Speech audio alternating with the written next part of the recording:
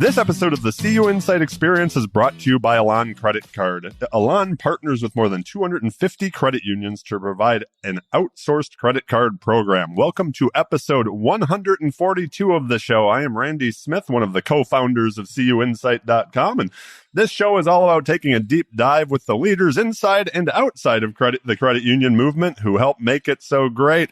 And today we have one of those folks from outside, Nick Tasler. Nick, you're an internationally acclaimed thought leader, an author. I was looking at your books on your website beforehand, and you're also going to be the upcoming keynote for our next Mini-Con event. Nick, welcome to the show. I'm so excited to have this conversation. Also, a bit of a nomad like myself. So, guilty as charged on all of the above, Randy, and super excited to be here. Well, we appreciate you taking the time today. I guess I'd like to start with, I'm always interested to find out that path. How did you get to where you are today? What's that career path look like from you? Did you start out saying, I want to be an author, I want to be a keynote speaker and thought leader to businesses?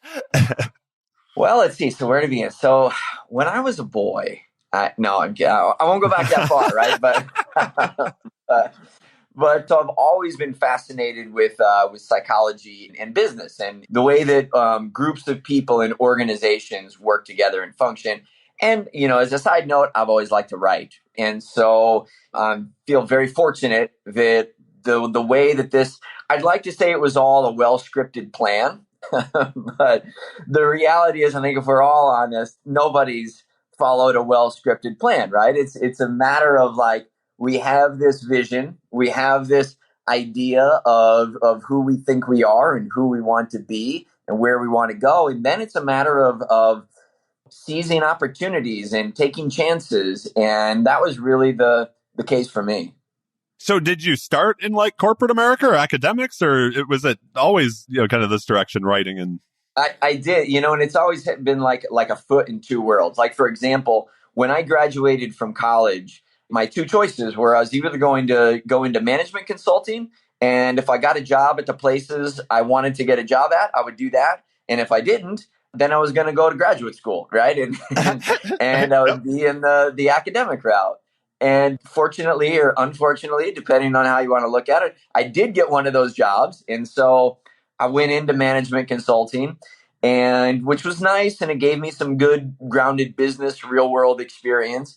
But I decided I wasn't done learning yet. And so I eventually, about 4 or 5 years later, went back to graduate school with the plan of getting a PhD. And a couple years into my program, I was fortunate enough to get a book deal with a major publisher. So writing that book kind of became my dissertation, my PhD, if you will. Absolutely. Wow, that's cool. I was reading one of your bios online, just, doing a little bit of homework for this conversation, and something jumped out at me where it sounds like what you were talking about, but it said your dream is to spend, every working moment writing and speaking about this was the line that jumped out at me, about the latest, greatest insights to help us turn unpredictable changes into meaningful and exciting adventures. I like adventures. So what are you working on right now, or what has Nick excited right now when you're talking to groups? Yeah, well, one of the things I'm really excited about is this notion of a year of wonders. And in fact, my keynote to the group next month is going to be about that, right? And so really what it is, so let me tell you why I'm excited about it personally. So, you saw that I'm nomadic by nature, and, to put some numbers to that nomadism, I guess, if that's a word, I don't know, but nomadicness is, in my 43 years on Earth, I've changed homes 31 times.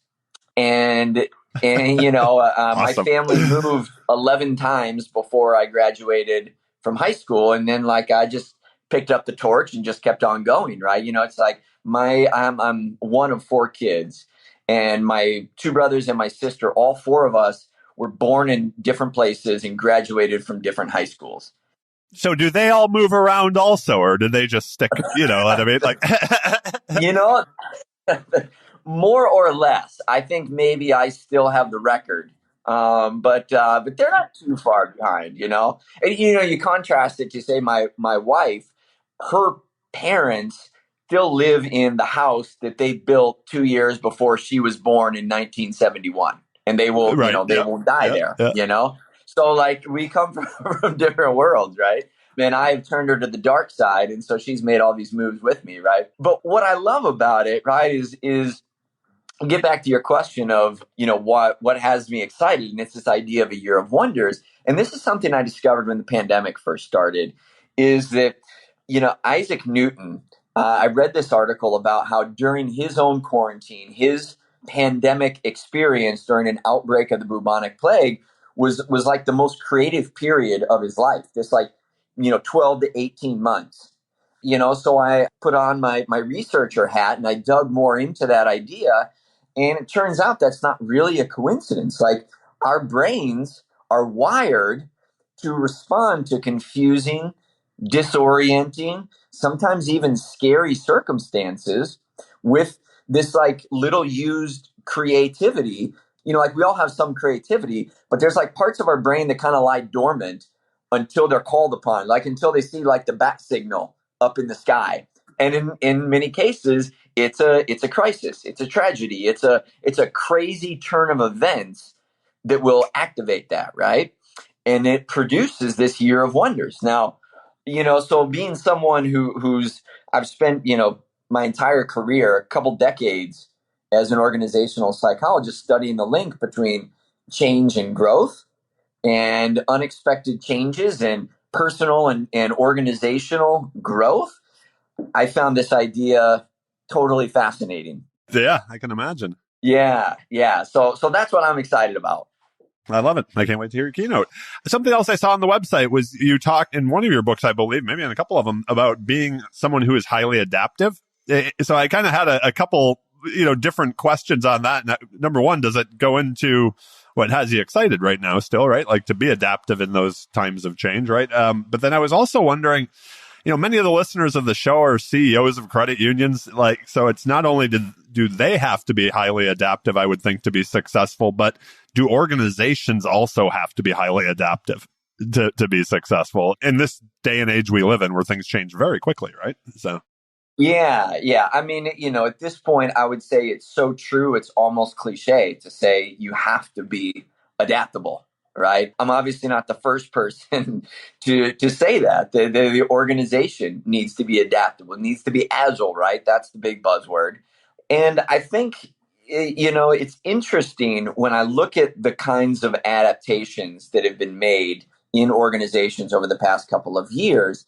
And one of the things that I was researching that I expected to find but didn't, and this I think is going to be really relevant for credit unions, right? Is Yeah. I expected to find lots of pivots, right? That became the buzzword, pivots. Everybody's pivoting, pivot this, pivot that, pivot left, pivot right, right?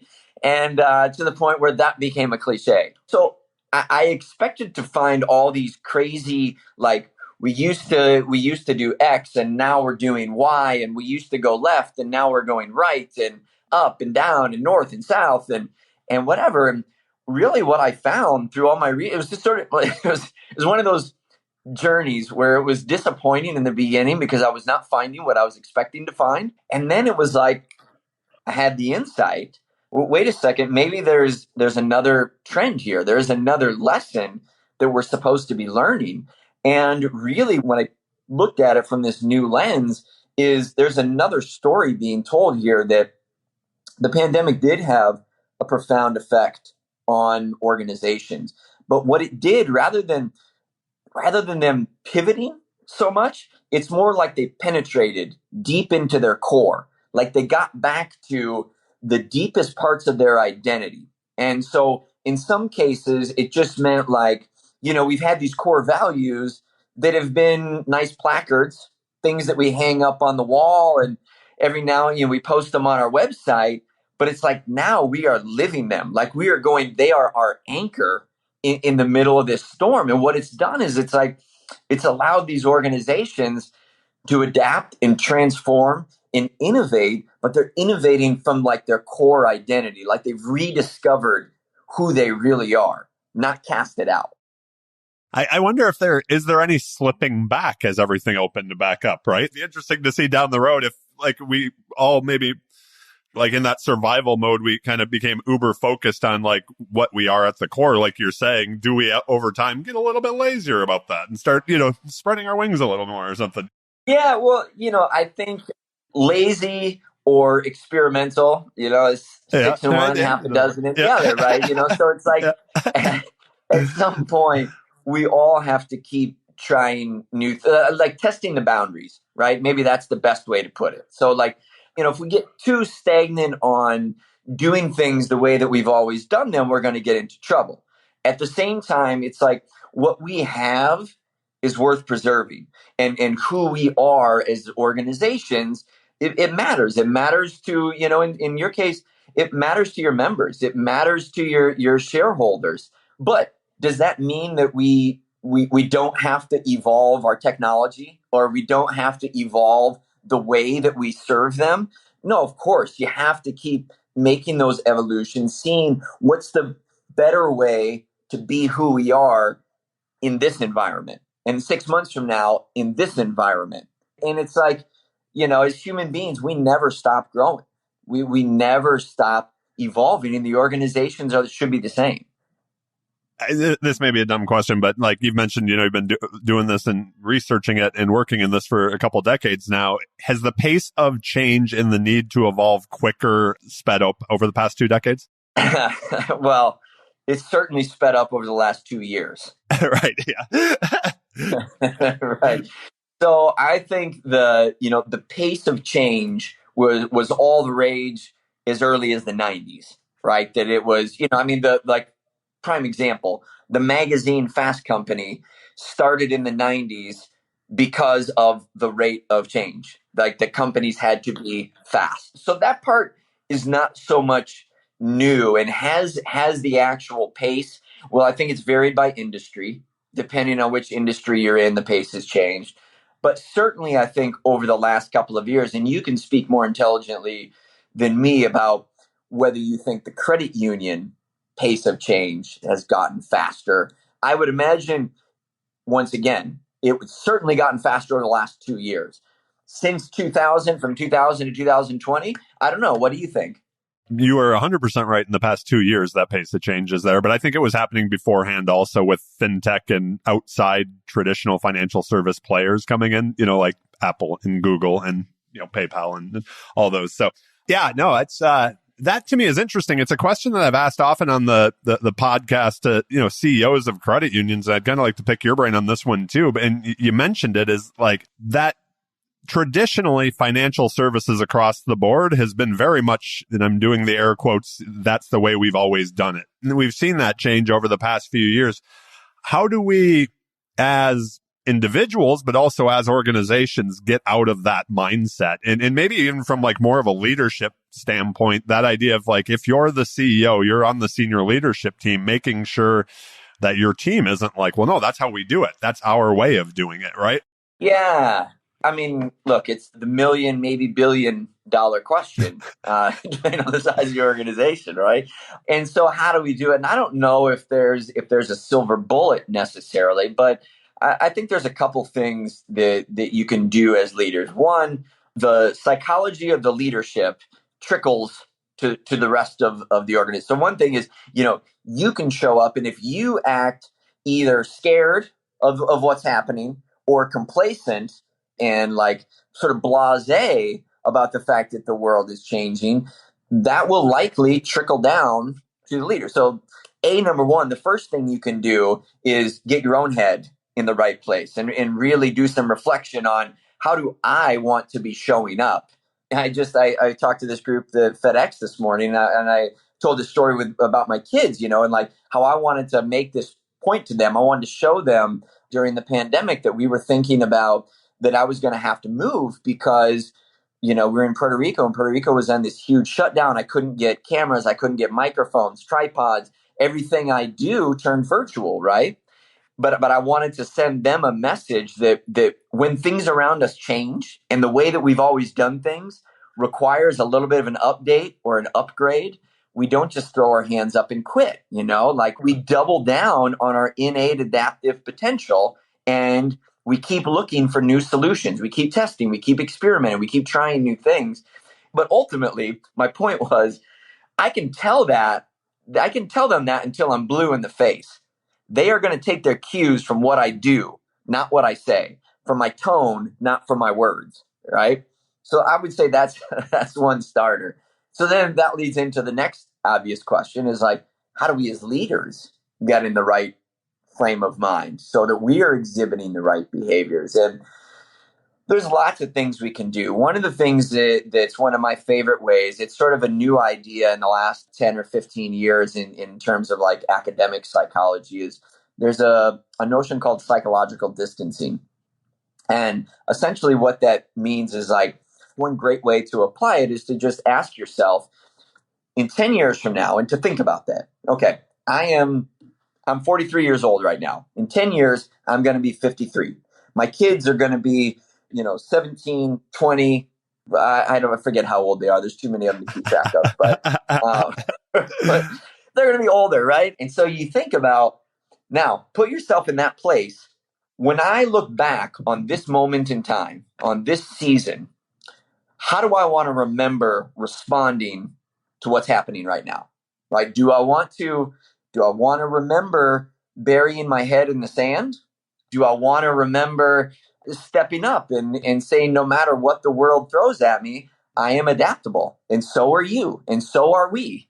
And so it's really kind of like, we talk a lot about, casting a vision for leadership and whatever. And psychologically, what's happening here is like, regardless of whether the vision is really good or it's kind of trash, I think one of the key things is just simply asking people to think about the future, reflect on their future selves. How do I want to show up today? And will my future self be glad of what I'm about to do, of the choices that I'm going to make right now? Or am I going to regret? Am I going to say, I wish I would have taken that chance. I wish I would have tried that thing and not been so concerned with preserving the status quo.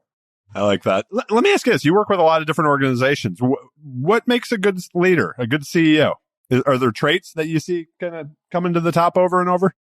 Yeah, boy, that's a great question. There's literally reams of research on that. There is a notion, right? That's not mine. It's been around for a while of situational leadership. And I do think there's something to that there is, rather than saying this is, if you don't mind, I'll give you a little history of leadership, right? So the dominant paradigm in the 20th century was what's called sort of like the great man ideal, okay?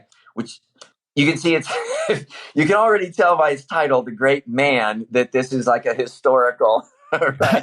An outdated notion, right? But the idea, though, was that there are like these 5 things that make a hero, a great leader. And I do think there's some commonalities, there's some common traits, but part of it is, really great leaders in wartime don't make the greatest leaders in peacetime. I believe it was Don Corleone that said, you're not a wartime consigliere, Tom. Yeah, that's a fantastic movie. I'm glad there's a Godfather reference here today. That's right. It's like taking it back to the old school, But so within that, I think there's some certain, for now, if I were to say right now, what are key traits in this situation for most companies in most industries, I would say certainly it's like empathy / vulnerability, like it's being able to relate to people. And I think that's been maybe one of the big changes from, say, the leaders of 70s, 80s, maybe even 90s, that we're really seeing this massive shift on, which is that kind of like, so when I first started my career in management consulting, I was working for a large oil company that shall remain nameless. But I was down in Houston, and I remember people telling me that like the CEO of this company, so this is like a gigantic, over hundreds of thousands of employees and whatever. And the CEO, who had been CEO for a long time and created great shareholder returns and whatever, like he would go eat in the company cafeteria and sit over in a corner by himself. And it was like known that you don't talk to him. Like, he sort of levitates into the room and then he levitates out and he shall not be spoken to. And I think that kind of leadership is gone now. And the whole idea of, you get to be this this sort of force of nature that doesn't make a connection with people, doesn't really pay attention. You know the numbers, et cetera, et cetera. I think that's gone. I'm thinking about, like, as we're looking forward and we're building teams, there's a couple different directions, I guess, that were bouncing around my head. Part of it is, like, it's been kind of interesting. You've seen kind of that hybrid approach to what work life may look like going forward. You and I both obviously work from many different places and have that ability, but in a lot more, we were kind of outliers, I think, a few years back, probably. But now a lot of people have that. But also, like, that idea of building teams. You just talked about what makes a great leader so I had kind of a monkey mind here of a bunch of questions that were bouncing around, but like that idea of, okay, if you're the CEO, but you're building out your leadership team, maybe a person who was strong because they were brought up in that Jack Welch style of leadership or whoever it happens to be, right? Now you're looking for a more empathetic, and, even just the way that the workspace looks could be completely different than where people are and stuff. I guess any tips, any hacks, anything that you're seeing that people are doing successful when they're filling out that leadership team, when they're filling out the management teams? And completely just a outside random question, but I'm so intrigued by it right now, is what do you think the workplace looks like now that we've moved past the pandemic, and what does work look like for the person that's graduating from college maybe over the next couple of years?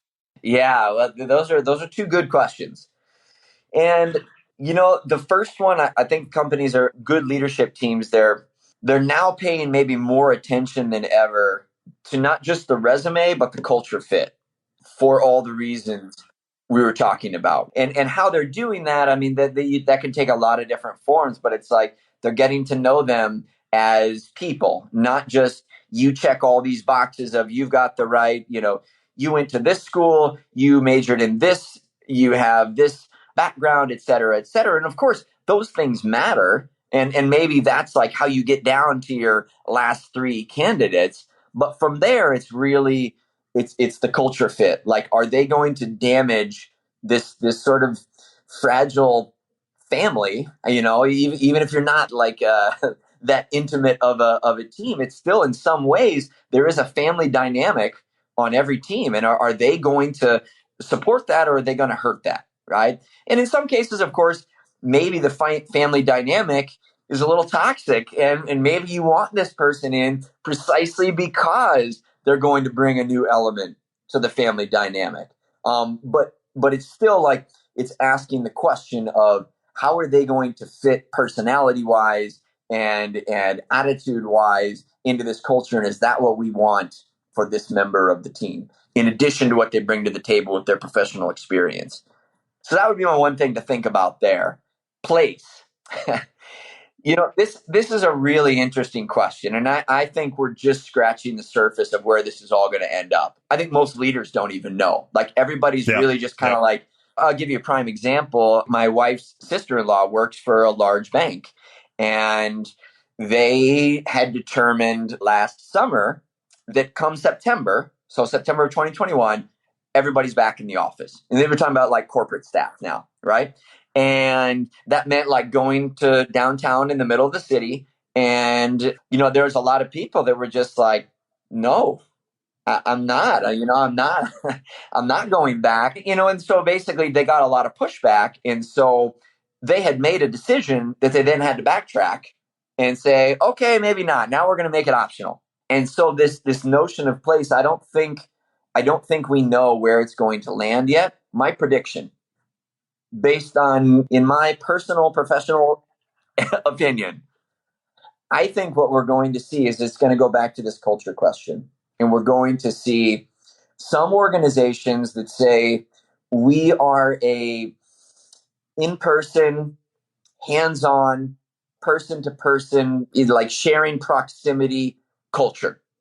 And then you're going to see others that say we are a freedom. We want you to express your whole self, be who you need to be, wherever you need to be. As long as the results happen, you can do whatever you want with your life, and you can define place however you want. And people will start choosing their job based on which of those places they want.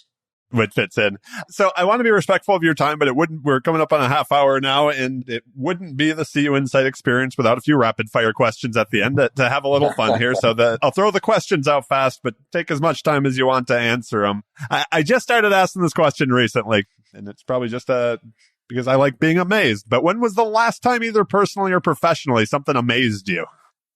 Something amazed me. Honestly, I'm gonna do like a free association test. Absolutely. Yep. The first thing that came to my mind when you said that was when my daughter was born. And now, right as soon as I say that, I know that sounds totally cheesy and like, oh, isn't it right? What I mean by that is I was amazed is because before her, we had 3 boys. Okay. And I don't know, we're old school or we're hippies. I'm not sure how you want to say it, but we never found out the sex of any of our babies, right? Until they were born.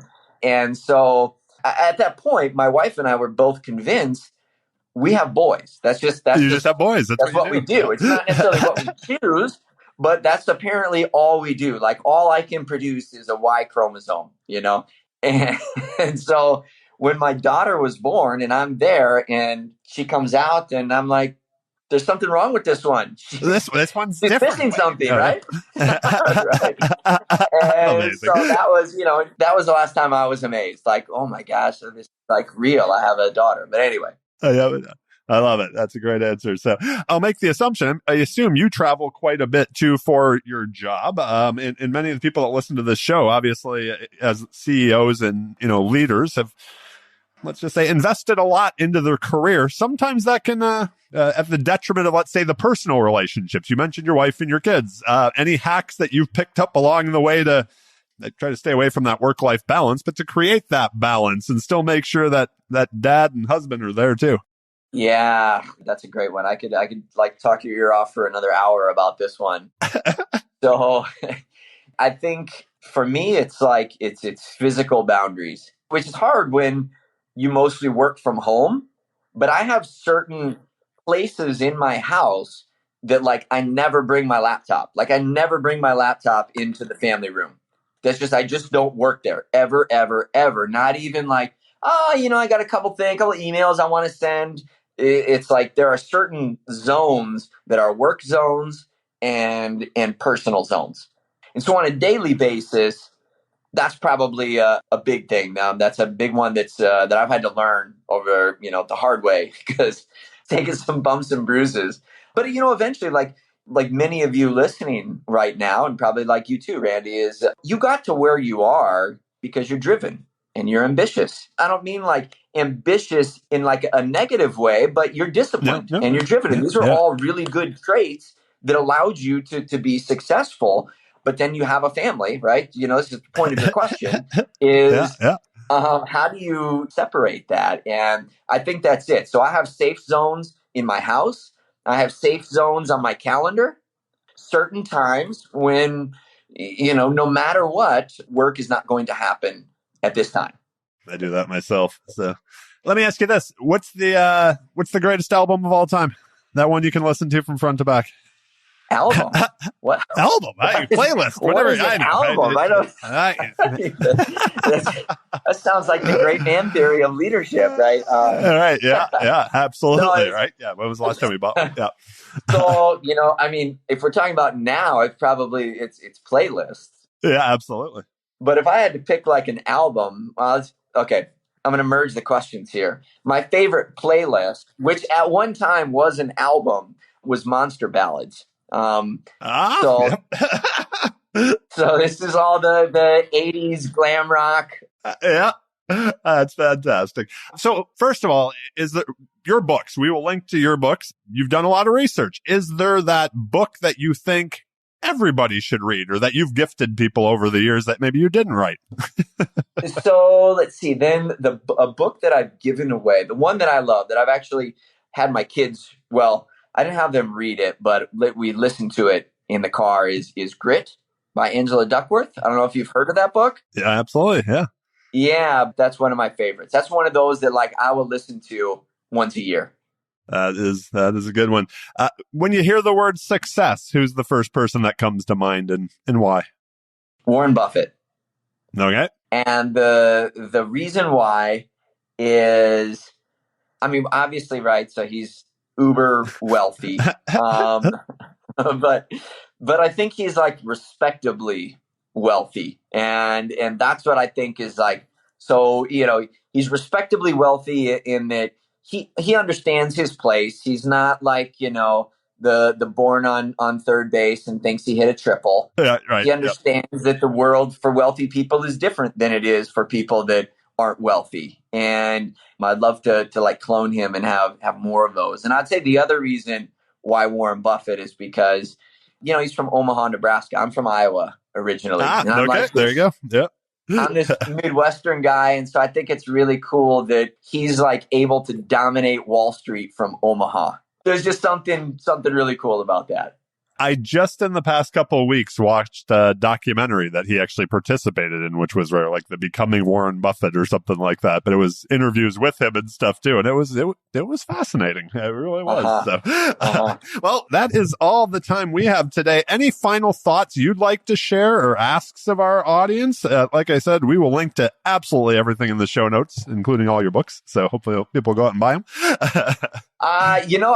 That's good. I would say if you like what you heard and you want to hear more, obviously you need to register for Mini-Con.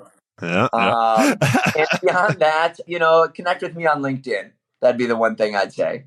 That was going to be my last question, was where people could find you if they have more questions. So we will link to LinkedIn and go from there. And nicktasler.com. That's your source for all things Nick Tasler. For all things Nick. We love it. All right. Well, thank you again, my friend. I look forward to seeing you here just shortly as we do Mini-Con here in a few weeks. And I appreciate so much you taking the time today. Thank you, Randy. It was great. A few things before we go. Make sure to check out Elan Credit Card in the show notes. Their digital technology, industry-leading rewards, products, and commitment to the credit unions makes them a great partner for our show. I am grateful for their support. Also, please subscribe to the CUInsight Experience on your favorite podcast player. And then last but not least, make sure if you want to find the books mentioned on the show, we link to all of those in the CUInsight Experience podcast book list, and they can be on your way from Amazon. Thank you all for listening. I cannot wait to see you in person at the next event, and have a great day, my friends.